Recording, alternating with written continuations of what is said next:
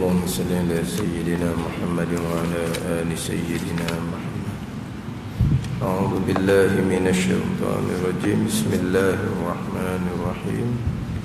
الحمد لله رب العالمين، والصلاة والسلام على سيد المرسلين وعلى آله وصحبه أجمعين.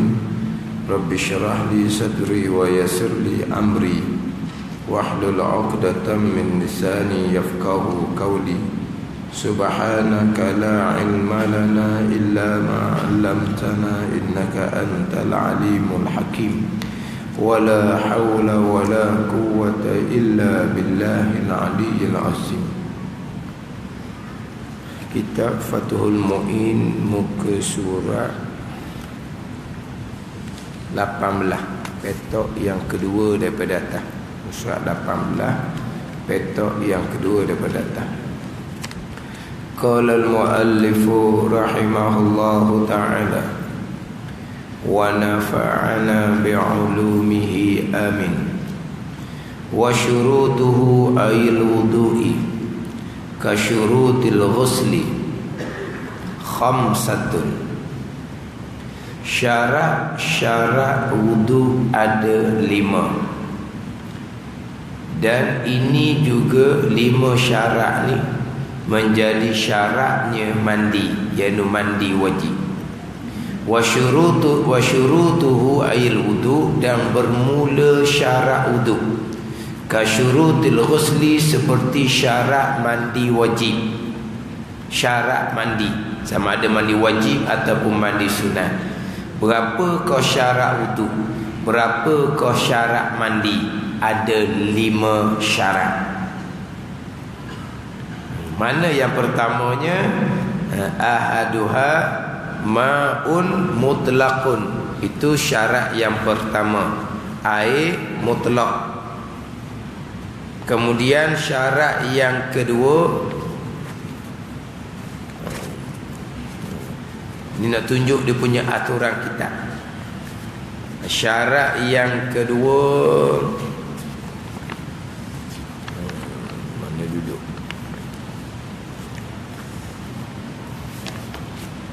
syarat yang kedua, ada cuba cari.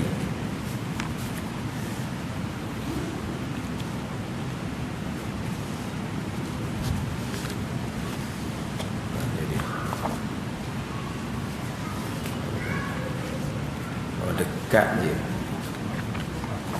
Cerita dah gitu dah. Syarat yang kedua, muka surat 24. Jaryu ma'in ala udwin maghsul, maknanya berlari air atas anggota wudu yang dibasuh. Maknanya kena ada air, jangan sapu. Sapu tidak berlari air atas anggota wudu. Syarat yang ketiga, syarat yang keempat, muka surat sebelah. Petok yang pertama, wasalisuha. Syarat yang ketiga, bahawa tidak ada di anggota wuduk ni satu perkara yang merubah warna air, yang merubah sifat air, merubah yang bersangatan. Contohnya di muka tu bedok, sejuk banyak sangat, contoh, menyebabkan air itu jadi berubah. Itu syarat yang ketiga. Syarat yang keempatnya, bahawa tidak ada di anggota wuduk ni ada hail, ada perkara yang menghalang air sampai ke anggota wudu. Macam ini, macam getah, macam sisi ikan. Itu perkara yang menghalang air sampai ke anggota wudu. Kemudian syarat yang kelimanya, muka surat 26. Petok yang kedua, wa khamisuha dukhulu waqtin lidaimi hadasin, masuk waktu untuk ambil air sembahyang bagi orang yang daim hadas, orang yang berkekalan keluar air kencing. Orang biasa panggil orang dedas. Orang yang berkekalan keluar darah istihadah. Syarat yang kelimanya, kena tunggu masuk waktu. Jadi syarat wudu ada 5. Yang terdahulunya syarat sah solat ada 5. Pembicaraan sekarang syarat sah solat yang pertama, suci daripada hadas kecil dan suci daripada hadas besar. Nak suci daripada hadas kecil, berwuduk. Nak suci daripada hadas besar adalah mandi wajib. Nak suci dah hadas besar, mandi wajib, buku surat 60. Nak suci daripada hadas kecil, berwuduk. Berwuduk, apa syarat berwuduk? Syarat berwuduk kena air mutlak. Dicerita bab air mutlak. Jangan air mustakmal. Air mustakmal ni apa dia? Panjang cerita pula bab air. Sebab syarat sah wuduk yang pertama, syarat sah mandi wajib yang pertama, air mutlak. Jadi di pembicaraan air mutlak ni agak panjang jugalah bicara bab airnya. Surat 18, 19, 20 sampai ke 24 pembicaraan bab air. Sebab syarat sah wuduk yang pertama air mutlak. Jadi nak kenal air mutlak tu macam mana? Muka surat 18 sampai muka surat 24. 6 muka surat membicarakan berkaitan dengan air mutlak. Syarat sah wuduk yang pertama air mutlak, bukan air dua kolah. Air mutlak, bukan syarat air dua kolah. Ada orang tua faham, jangan duk ambil semayang dalam kolah tu sebab tak sapa dua kolah. Kita berwuduk bukan syarat air dua kolah, syaratnya air mutlak.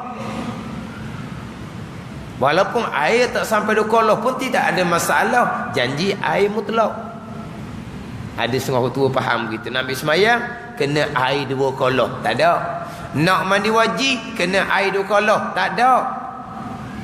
Syarat nak berwuduk, syarat nak mandi wajib, syarat nak menyucikan najis adalah air mutlak. Dia pun nak cerita bab air.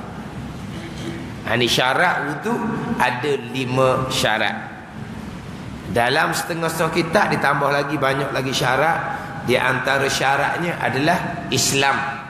Itu syarat sah wuduk. Di antara syarat sah wuduknya tamyiz. Tamyiz ni orang yang mumayyiz, dengan bahawa ianya berakal dan juga kanak-kanak yang sudah mumayyiz. Tetapi dalam syarat sah wuduk dalam kitab ni tak datangkan Islam dengan tamyiz. Begitu juga syarat sah solat didatangkan 5. Suci daripada hadas kecil, hadas besar, suci daripada najis, mengetahui masuk waktu, menghadap kiblat, menutup aurah. Itu syarat sah solat. Dia tak datangkan syarat sah solat Islam, syarat sah solat tamyiz. Dia walaupun kitab tidak datangkan syarat sah solat, syarat sah wuduk Islam dan tamyiz, tiap-tiap ibadah yang bergantung kepada niat, maka syarat sahnya adalah Islam dan tamyiz. Itu ya. Tiap-tiap ibadah yang syarat nak jadi ibadah gantung pada niat. Kalau ibadah tu gantung pada niat, syarat sahnya adalah Islam dan tamyiz. Kalau kita kata berakal, syarat sah solat, syarat sah wuduk berakal, dia tak sama dengan berakal syarat wajib solat. Kita terdahulu pembicaraan bab syarat wajib solat. Syarat wajib solat 4. Islam, berakal, baligh, suci haid, suci nifas. Ingat dulu syarat wajib. Islam, berakal. Syarat sah tidak didatangkan Islam berakal, tapi syarat sah solat Islam dan berakal juga. Cuma huraian Islam syarat wajib, huraian Islam syarat sah, huraian berakal syarat wajib, huraian berakal syarat sah tak sama. Dia beza huraian dia. Sama je bunyi Islamnya. Syarat wajib yang pertama Islam. Syarat sah yang pertama Islam. Syarat wajib yang kedua berakal. Syarat sah yang kedua berakal. Tapi huraiannya tak sama. Syarat wajib yang pertama Islam. Islam bil quwah. Islam walau hukman dia panggil. Islam ni termasuk menepati hukum seperti orang Islam, walaupun dia sudah bukan Islam. Mana bukan Islam? Dia sudah keluar daripada Islam, namanya kafir murtad. Keluar Islam namanya kafir murtad. Mana orang murtad bukan orang Islam, tetapi walaupun orang murtad bukan orang Islam, tetapi kedudukan hukum kepada mereka sama dengan orang Islam, hak kekal Islam. Mana orang Islam yang kekal Islam tu wajib solat, dia pun wajib solat. Faham tak? Makna kalau orang murtad ni dia kembali bertaubah semula, kemudian dia masuk Islam kembali, bertaubah dengan mengucap 2 kalimah syahadat, dia wajib qada sembahyang puasa yang ditinggalkan pada masa dia murtad. Ini tak sama dengan kafir asal. Orang kafir asal yang bukan Islam, dia masuk Islam, mengucap 2 kalimah syahadah, tidak ada qada salat, tidak ada qada puasa. Adapun orang murtad, dia kembali balik kepada Islam dengan bertaubat, dia kena qada sembahyang, dia kena qada puasa. Sebab walaupun dia sudah keluar Islam, dia masih lagi duduk di bawah hukum seperti orang Islam. Makna apa? Masih lagi kekal kewajipan solat kepada dia, masih lagi kekal kewajipan puasa pada dia. Lepas tu Islam syarat wajib ni, Islam walau hukman, walaupun Islam tu duduk di bawah hukum seperti orang Islam, tapi dia sudah murtad, dia sudah kafir, tapi kedudukan hukumnya kekal seperti orang Islam. Masih lagi ada kewajipan solat, masih lagi ada kewajipan puasa. Tetapi nak solat, syarat sah yang pertama Islam juga. Islam apa tu? Islam bil fi'li dia panggil. Islam kalau kita kata kau Islam hak suguti, Islam hak sebenar-benar. Siapa Islam hak sunguti? Siapa Islam yang sebenar-benar? Islam yang beriman dengan Allah Subhanahu wa taala, itu syarat sah. Oh, jadi orang murtad kewajipan solat kekal. Nak solat tak sah. Wajib tapi tak sah. Warna pula. Dia syarat wajib dengan syarat sah, dia tidak berlaziman. Orang murtad kewajipan kekal. Nak solat tak sah sebab syarat sah yang pertama Islam yang sebenar-benar. Dah kalau wajib kenapa tak sah? Dia tak berlaziman antara wajib dengan sah. Seperti orang gila. Orang gila hak cari penyakit tu. Bukan gila sakit ni. Gila sakit tidak berakal, gugur kewajipan. Gila cari penyakit, dia macam orang murtad juga, kekal kewajipan solat atas dia. Tapi nak solat tidak sah sebab syarat sah solat berakal.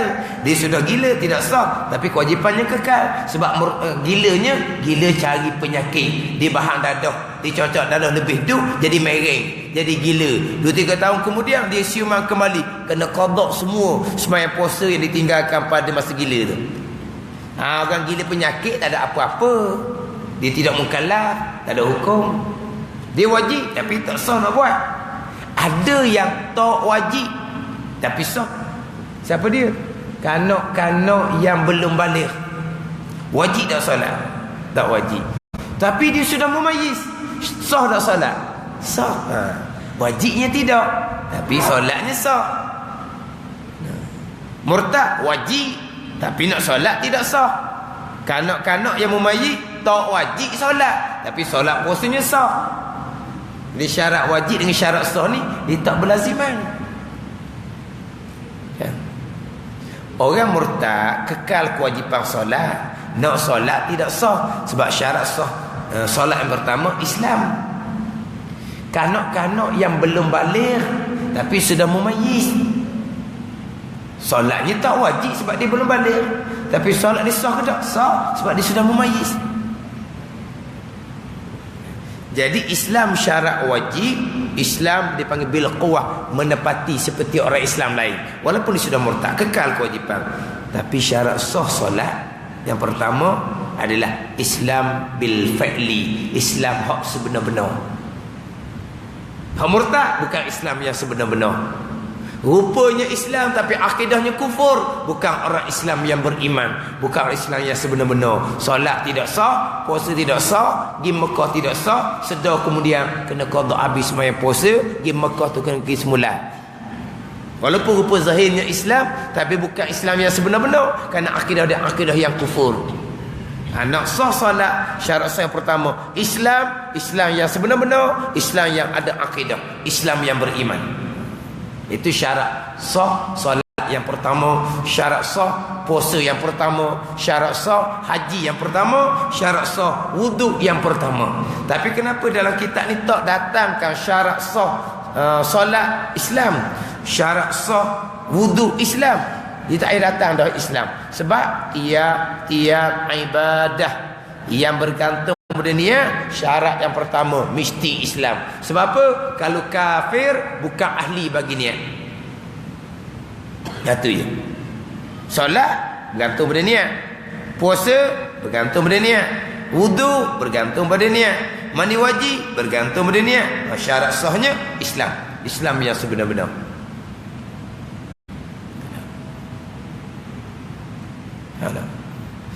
Adapun kalaulah perkara tu tidak bergantung kepada niat. Mana perkara tidak bergantung pada niat? Contohnya memandikan mayat. Memandikan mayat, niat bukan rukun. Meratakan air saja menjadi wajib. Niat tidak menjadi wajib, tidak menjadi rukun.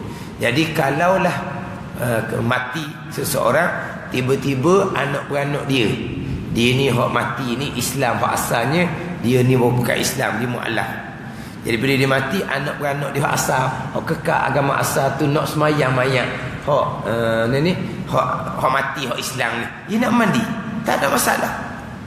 Sebab mandi mayat bukan bergantung pada niat.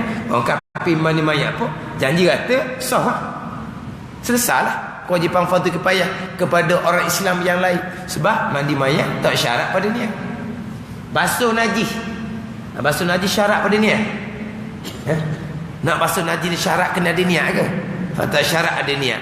Tiba-tiba orang kafir tu pandai cara basuh najis. Kena najis dia letak, dia tukang basuh. Kena dengan kaifiat basuh najis, suci lah. Orang kafir tu basuh najis bukan kena niat. Maka kebaikan yang tidak bergantung pada niat, orang kafir buat pun jadi. Adapun kalau bergantung pada niat, syaratnya mesti orang Islam. Contoh, orang kafir buat kebaikan, kebaikan yang tidak bergantung kepada niat. Mana? Orang kafir hubung silaturahim sesama dia. Orang kafir tolong orang lain. Orang kafir dia taat kepada ibu bapa. Itu semua bukan bergantung kepada niat. Adakah nak hubung silaturahim saja aku hubung silaturahim kerana Allah? Ada perlu gitu? Sahaja aku tolong sianu-sianu lillahi ta'ala, sahaja aku taat pada ibu bapa lillahi ta'ala, dia tak bergantung pada niat. Maka orang kafir yang buat kebaikan yang tidak bergantung pada niat ni pun jadi sebenarnya. Jadi dah jadi, ada pahala sebenarnya. Tetapi pahala tidak dicatat kerana mereka belum lagi masuk Islam. Tapi pahalanya sebenarnya ada, tapi tak dicatat. Orang ceramah kata kerana belum buka akaun. Nak masuk duit mana? Akaun belum buka. Mana akaunnya? Asyhadu an la ilaha illallah wa asyhadu anna Muhammadar Rasulullah. Masuk Islam telah buka akaun. Dia tak masuk Islam, maka pahalanya tidak dicatat. Kemudian dia masuk Islam, asyhadu dianya, kebaikan yang lalu yang dilakukan yang tak bergantung niat tadi akan dicatat pahala kepada mereka, sebab mereka sudah buka akaun. Faham? Sebab itu bukan perkara yang bergantung pada niat. Hubung silaturahim, tolong orang, taat pada ibu bapa, itu bukan perkara yang bergantung pada niat. Orang kafir buat pun jadi, tapi tidak dicatatkan pahala kerana belum asyhadu. Dia asyhadu, kemudian kebaikan-kebaikan yang lalu akan dicatat dalam buku daftar kebajikan dia. Tiba-tiba orang kafir yang baik ni, siapa ke sudah tak masuk Islam, maka kebaikan dilakukan pada masa hidup, Allah Ta'ala akan balas atas dunia. Allah Ta'ala pemurahkan rezeki dia. Allah Ta'ala melepaskan dia daripada kena musibah. Orang kafir percaya, tolong orang, murah rezeki, terlepas dari musibah. Taat pada ibu bapa, murah rezeki, terlepas dari musibah. Orang kafir percaya. Tolong orang, murah rezeki. Kita orang Islam, tolong orang, habis rezeki. Dah tolong orang, keluar duit, habislah rezeki orang poket. Ada percaya. Mereka Tuhan balas kebaikan yang mereka lakukan pada masa hidup. Nak balas lepas mati, tak ada bahagian, sebab dia tak masuk Islam. Yang terakhir Tuhan balas orang kafir yang melakukan kebaikan, Tuhan akan permudahkan pada masa nak mati. Itu pembalasan kebaikan yang terakhir, akan dipermudahkan pada masa nak mati. Lepas ada mati, tak ada apa-apa dah, seksaan selama-lama, sebab mati dalam kafir. Tapi nak ceritanya, kebaikan yang tidak bergantung pada niat, tak syarat Islam. Tapi solat bergantung pada niat, wuduk bergantung pada niat. Maka syarat sah yang pertama, Islam. Islam mana ni? Islam bil fa'li, Islam hak sungguh-ti, Islam yang beriman. Ni Islam beriman ni penting. Nak solat, nak puasa, nak pergi Mekah, betul akidah molek, ngaji tauhid molek. Jangan mentang-mentang ada duit pergi Mekah, mentang-mentang ada duit pergi Mekah, ngaji akidah pun tidak.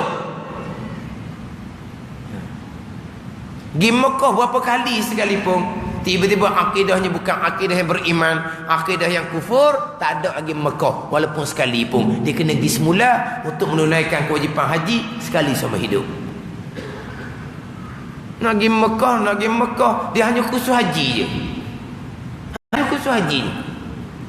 Masa khusus haji tu, tukang penceramah khusus haji tekan dah bang akidah. Tak, orang nak pergi Mekah kan dia ada khusus haji. Kan gitu. Dia ada kan siri kan. Masa dia tekan bab khusus haji tu, tekan dah bab akidah.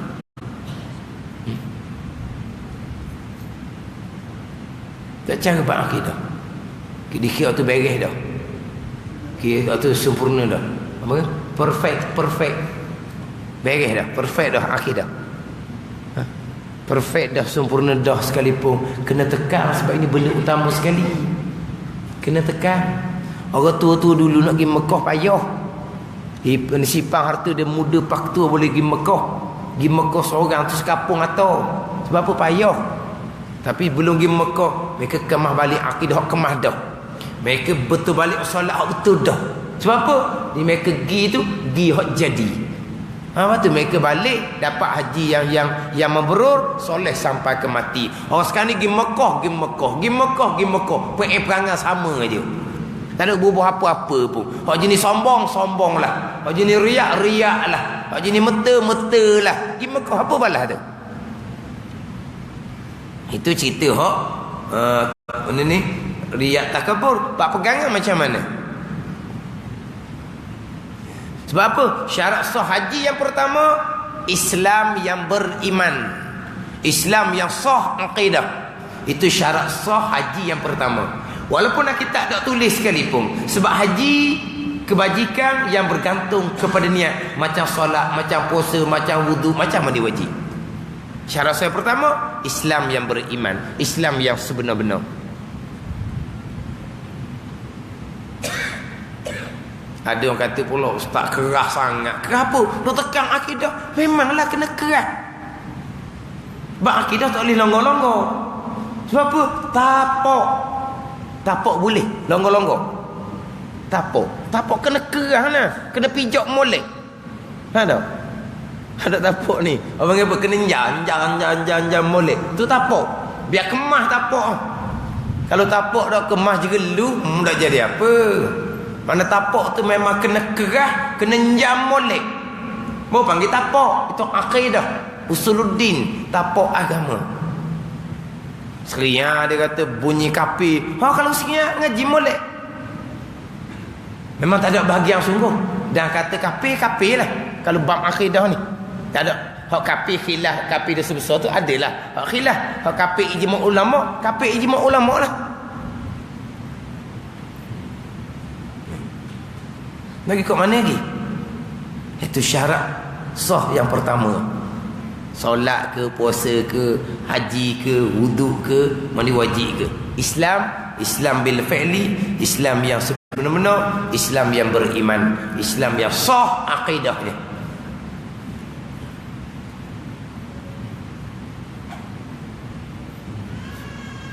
Bukan apa kadang-kadang cerita bab akidah ni Ustaz, ya Allah, kita tak ada macam mana awak semayang bang tak tinggal, program agama ada semua, majlis agama duduk depan semua, tak ada kok mana lagi. Bukan orang tak mari sejid surah, bukan orang majlis surah berjemaah saja, mari majlis surah berjemaah lagi, belajar lagi. Orang ngajar tak pernah lagi pun duduk depan, tak ada. Bab akidah tak ngaji mana lagi ni. Dia kata orang tak ajar, kata dia. Dia tak ajar apa begitu juga dia tak ajar. Dia cari orang yang ajar lah. Dia kata orang tak ajar akidah. Dah orang tak ajar akidah, awak tak ada akidah, awak carilah orang ajar akidah. Siapa yang salah? Dah tahu dah kita tak ada akidah, kita cari orang yang tak ngajar akidah. Orang ngajar pekoh, kita nak akidah, cari orang akidah. Kita nak comel pekoh, kita cari orang pekoh. Dah kita tahu dah akidah kita pun dah jelas, kita cari orang akidah. Orang pekoh tu belajar juga, bukan tak belajar. Orang tasawuf fadha'in tu belajar juga, bukan tak belajar. Tapi kena tupu akidah. Kalau tahu dah akidah tu tak ada. Rajin buat ibadat, rajin mari sujud, rajin dengar, tapi akidah berbelakang. Akidah berbelakang, tak heran apa akidah. Oh tu bukan tu.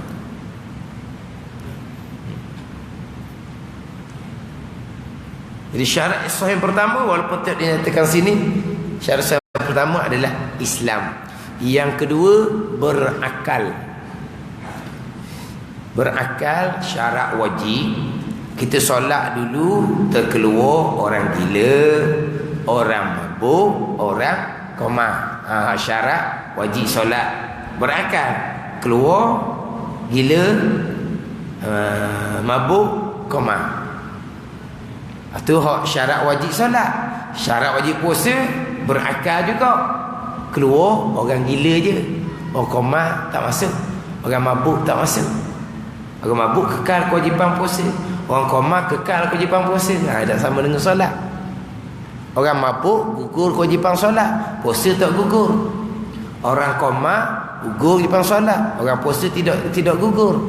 Jadi berakal syarat wajib solat, berakal syarat sah solat, berakal syarat wajib solat, berakal syarat wajib puasa. Yang sebaliknya tak sama. Berakal syarat wajib, hak tak berakalnya jadi tak wajib solat. 3 golongan: gila, mabuk, koma, pengsan.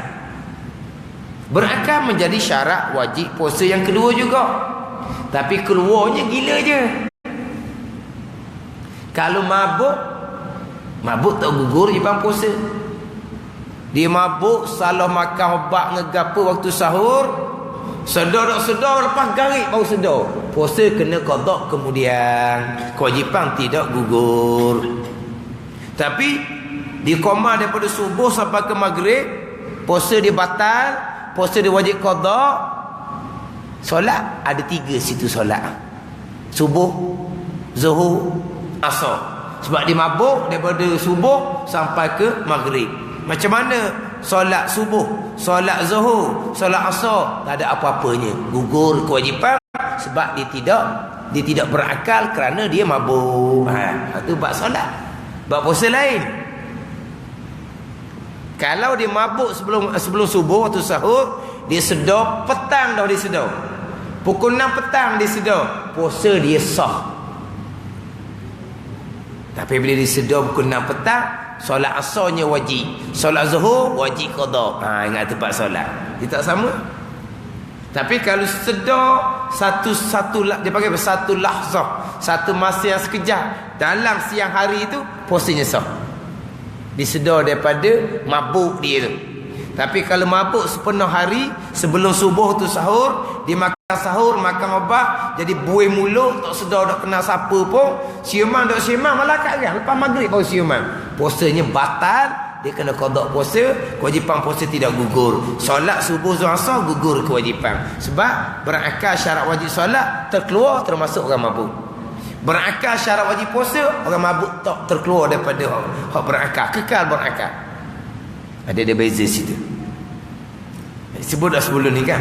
Ingat dah. Adapun koma dia 3. Pitam, pengsang, koma. Koma ni lama lah. Pitam sekejap. Kalau pengsang lama sikit. Kalau koma mungkin lama lagi. Kalau dia pengsang, rebah bilik air sebelum subuh disedar pukul 7. Syuruk dah baru disedar daripada pengsang. Subuh gugur kewajipan sebab tidak berakal. Adapun kalau pengsang koma bak puasa lain. Koma bak puasa disamakan dengan sakit. Koma dia samakan dengan sakit. Syarat wajib puasa adalah kuasa atas puasa. Itu syarat wajib puasa. Mutiqun ala saum, mampu berpuasa. Syarat wajib solat ada tak?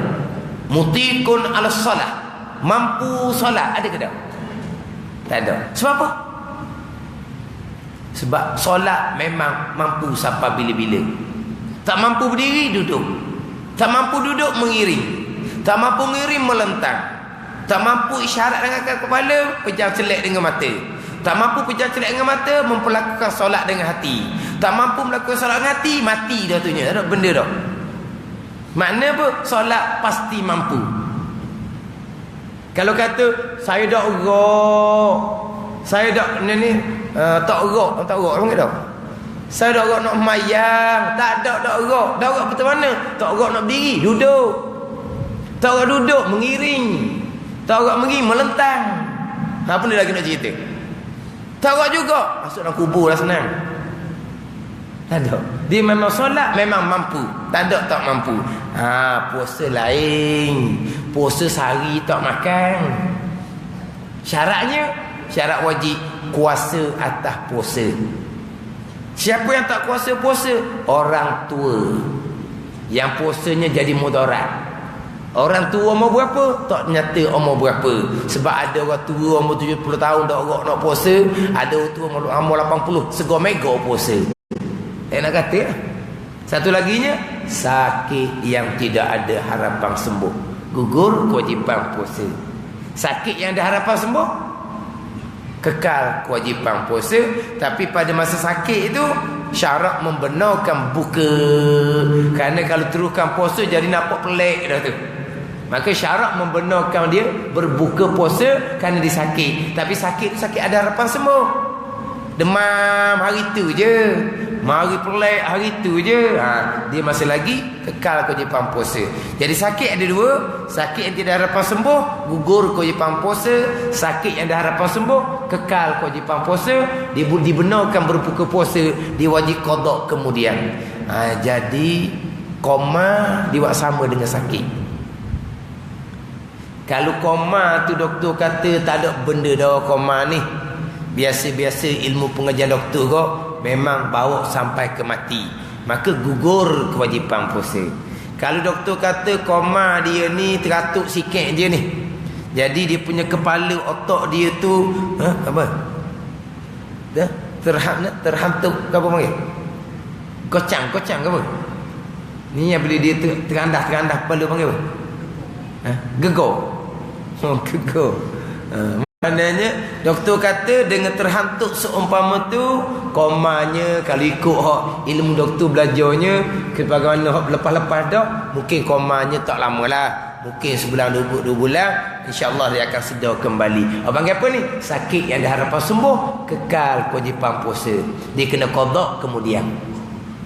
Dia kena qada kemudian bila dia sedar. Sebab doktor kata dia ada harapan sembuh. Dia panggil apa? Sakit ada harapan sembuh. Tiba-tiba bawa mati, dia kekal kewajipan puasa sebab dia koma yang ada harapan sembuh. dia wajib kena qada, tiba-tiba bawa mati. Macam mana? Puasa dia wajib ya. Sebulan dia koma, sebulan dia puasa, sebulan dia wajib puasa, dia kena qada kemudian. Tiba-tiba dia mati dalam koma tu juga. Macam mana 30 hari ya? Dia wajib qada. Dia mati belum sempat qada. Dia ada peluang nak qada ke tak? Ada tak peluang nak qada? Tak ada peluang sebab dia koma sampai ke mati, maka waris tak ada kena apa-apa pun. Sebab dia wajib qada. Belum sempat qada, dia mati. Tapi ada peluang masa dah untuk qada? Tak ada, maka tak ada kena apa-apalah kepada waris. Tak ada kena apa-apalah. Sebab dia wajib puasa. Sebab dia koma sakit yang ada harapan sembuh, dia koma yang ada harapan sedar, maka kewajipan puasa kekal atas dia. Dia kena sedar kembali nanti, dia wajib kena qada puasa dia tu. Tiba-tiba dia mati dalam koma tu juga. Hak dia wajib qada, dia tak sempat qada. Dia tak sempat qada, ada tak peluang tu qada? Tak ada, maka tidak ada kena apa-apa pada waris. Faham? Jadi berakal syarat wajib puasa, berakal syarat wajib berakal syarat wajib solat, berakal syarat wajib puasa. Berakal syarat wajib solat, keluar gila, mabuk dan koma. Berakal syarat wajib puasa, keluar gila je. Mabuk kekal kewajipan puasa, koma kalau ada harapan sedar kekal kewajipan puasa. Kemudian berakal syarat sah solat, berakal syarat sah puasa, berakal syarat sah haji. Berakal di situ bukan makna berakal macam syarat wajib. Berakal dengan makna tamyiz. Tamim ya zal. Tamyiz. Mana apa tamyiz? Boleh membezakan mana bersih, mana kotor, mana manfaat, mana mudarat. Keluar siapa yang tidak tamyiz? Keluar orang gila, keluar orang budak-budak yang belum majlis. Jadi beza sikitlah pengertian dia tu. Berakal syarat sah dengan makna tamyiz, keluar orang gila. Boleh membeza ke tidak? Tidak. Orang mabuk boleh membeza ke tidak? Tidak. Kanak-kanak yang belum majlis boleh membeza ke tidak? Tidak. Maka tidak sah solat, tidak sah puasa. Adapun kalau dia tamyiz dengan bahawa dia sudah akal dia boleh berfungsi, dengan makna dia siuman ataupun dengan makna dia kanak-kanak yang sudah memayyiz, maka sah solat dia, sah puasa dia, sah haji dia, sah wuduk dia. Sebab apa? Syarat sah wuduk. Yang kedua, berakal dengan makna tamyiz. Mana kalau kanak-kanak tu memayit dah, dia ambil semayang, dia niat sendiri. Dia mengerjakan haji, dia niat sendiri. Tapi kalau kanak-kanak tu belum memayyiz, wuduk dia ambil oleh wali dia, haji dia niat oleh wali dia. Sebab dia belum memayyiz, maka dia tidak berakal. Syarat sah haji, syarat sah wuduk adalah berakal, memayyiz. Tapi kalau kanak-kanak ni umur 7 tahun, 8 tahun, memang balighnya belum lagi, tapi sudah memayyiz, maka wuduk dia ambil sendiri, niat sendiri. Haji dia niat sendiri. Sebab apa? Sebab dia sudah sah berwuduk, dia sah menunaikan haji. Sebab syarat sahnya adalah memayyiz. Syarat wajib adalah baligh. Syarat sah adalah memayyiz. Tapi oleh kerana haji hanya sekali seumur hidup, walaupun haji kanak-kanak yang sudah memayyiz ni sah sekalipun, tidak gugur kewajipan haji sekali seumur hidup. Sebab sekali je. Buatlah masa hak balik dah baru sempurna. Tapi sah ke tak haji? Sah sebab dia sudah memayyiz. Sebab syarat sah solat, syarat sah puasa, syarat sah haji, syarat sah wuduk adalah memayyiz. Berakal dengan makna memayyiz. Sebab apa? Sebab tiap-tiap ibadah yang bergantung pada niat, syarat sahnya Islam dan juga memayyiz.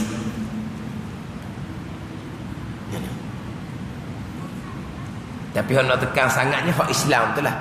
Syarat sah tiap-tiap ibadah yang bergantung pada niat adalah Islam bil fi'li, Islam yang sebenar-benar, yakni Islam yang sah imannya. Sebab Islam dengan iman dia lain-lain. Tapi apabila itlaq Islam yang beriman. Bila itlaq sebut beriman yang Islam. Dia Islam ni ada yang beriman, ada yang tidak beriman. Munafik Islam yang tidak beriman. Tetapi apabila sebut kata Islam, dia tak kait dengan beriman ataupun tidak beriman, maknanya Islam yang beriman. Kalau dia nak kata Islam tu tidak beriman, dia kena kata Islam yang tidak beriman, baru kena pada munafik. Tapi kalau disebut Islam je, Islam ada dua tu. Islam yang beriman satu golongan, Islam yang tidak beriman satu golongan. Dia tak sebut mana-mana ni. Dia tak kata Islam yang beriman pun tak kata, Islam yang tidak beriman pun tak kata. Dia hanya sebut Islam saja. Mana Islam yang beriman. Dia kata orang yang beriman saja dia kata. Islam dia tak kata. Orang beriman yang Islam. Sebab orang beriman ada yang Islam, orang yang beriman ada yang tidak Islam. Cerita dah dulu kan. Dia beriman dah dengan Allah Subhanahu Wa Taala, beriman dengan Rasul, beriman dengan hari kemudian. Dia belajar dah bab agama, dia yakin dah kepada agama, tetapi dia belum lagi mengucap dua kalimah syahadah kerana ada halangan.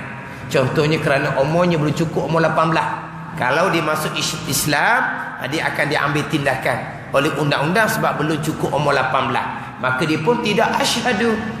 Tetapi keyakinan dia kepada agama Islam sudah cukup, maka dia sudah beriman. Sebab nak sah iman tidak syarat asyhadu alla ilaha illallah. Untuk sah iman dia tidak asyhadu kerana ada halangan dia sendiri. Tapi keyakinan daripada agama sudah cukup, maka dia orang yang sudah beriman tetapi belum Islam, sebab dia belum mengucap dua kalimah syahadah. Sebab tu perkara ni kadang-kadang kita boleh dengar daripada cerita-cerita orang yang masuk Islam.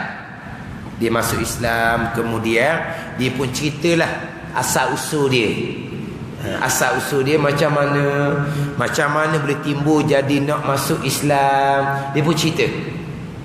Dia timbul nak masuk Islam ni kerana dia berkawan dengan orang Islam, kerana dia membaca, kerana dia mengkaji, kerana dia mendengar rakaman-rakaman pengajaran agama. Dia jadi percaya kepada agama Islam.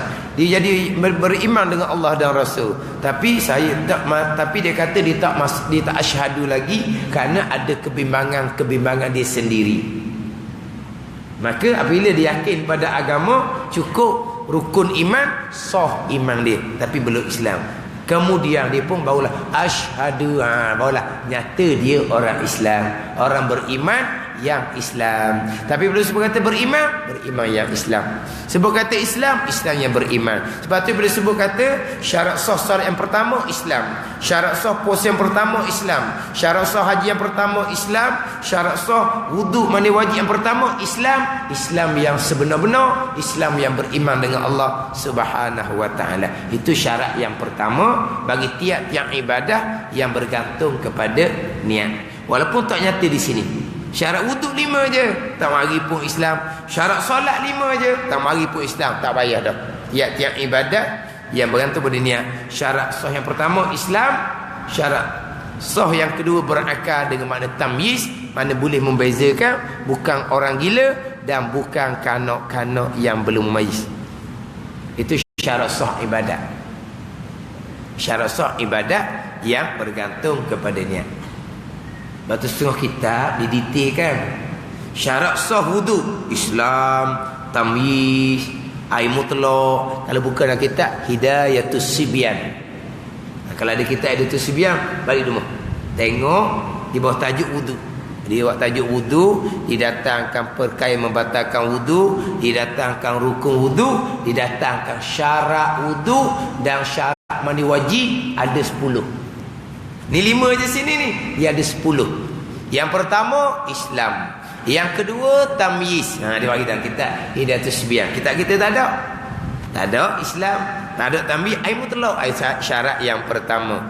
Apa? Sebab tiap-tiap ibadah yang bergantung pada niat. Memang syarat sahnya Islam dan tamyiz. Sebab orang yang bukan orang Islam dan bukan tamyiz, bukan mumayyiz, bukan ahli, tidak berkelayakan bagi ibadah yang bergantung kepada niat.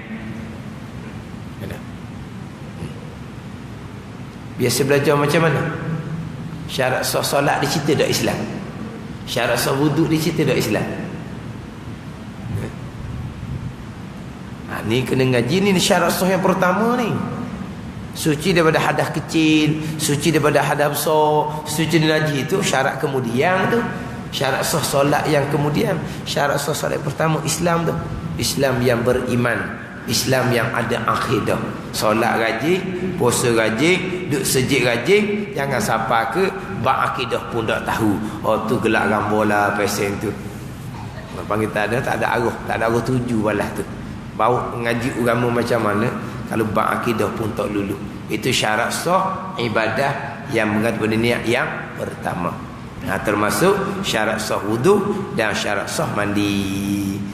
Masuk syarat ni Islam dan tamyiz. Walaupun kitab ni hanya datangkan 5 sahaja. Syarat sah wudu 5, syarat sah mandi pun 5. Ahaduha ma'un mutlakun. Nombor 1 air mutlak. Syarat sah yang pertama bagi wudu, syarat sah yang pertama bagi mandi wajib adalah air mutlak, bukan air 2 kolah. Cuma kalau air tu 2 kolah boleh celup. Kalau air tak sampai 2 kolah tak boleh nak celup. Tu je. Bukan syarat wudu air 2 kolah. Sebab kalau kita ambil wudu pakai air 2 kolah sejik besar tu pun, kita basuh muka je pakai air 2 kolah, basuh tangan pakai air 2 kolah, sapu kepala pakai air 2 kolah, basuh kaki buat guna.